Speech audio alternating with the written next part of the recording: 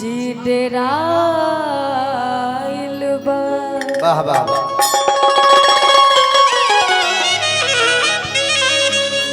कि रउआ बाहर से घरवा जब ना, कि रउआ बाहर से घरवा जब ना आइबे पलम जी, छठ घाट के कर संगे जाइबे पलम जी, छठ घाट के कर संगे जाइबे पलम जी।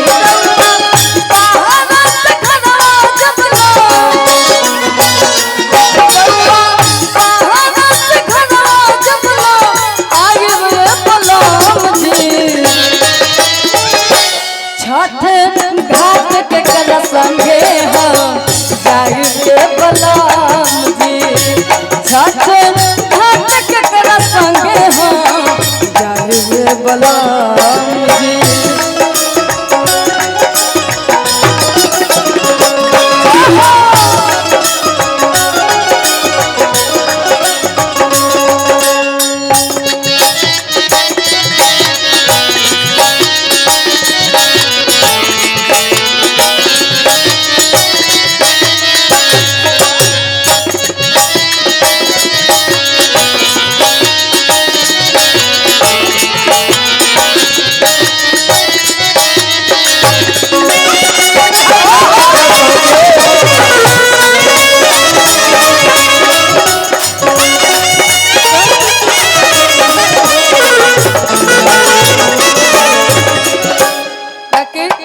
औरत बड़ा प्यार से आगे बताओ तरीका तरीका के करस हम किनवाए सादिया पियरिया, के करस हम किनवाए सादिया पियरिया।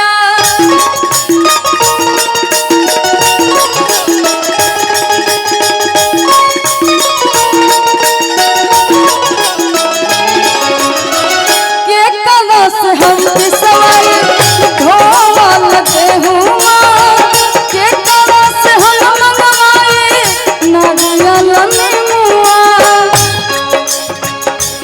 बूढ़ बने के ससुर कैसे,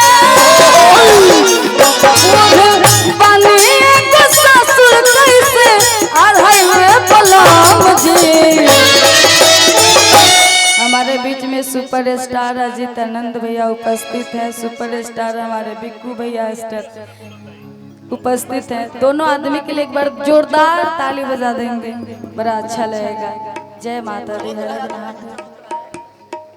कि बूढ़े बने को ससुर कैसे, बूढ़े बने को ससुर कैसे आढ़ाई पलम जी।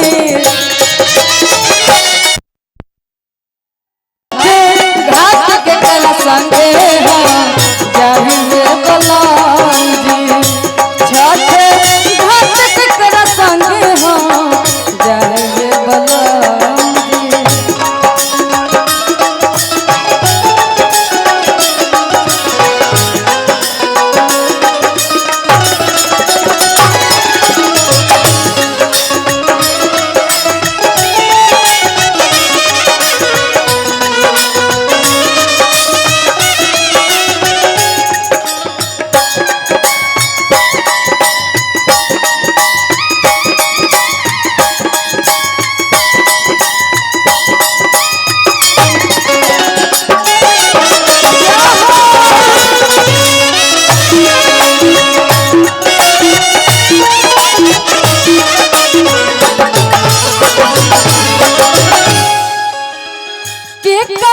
हम पिसवाई धोवल के हुआ, के करस हम मंगवाई नारियल नेमुआ।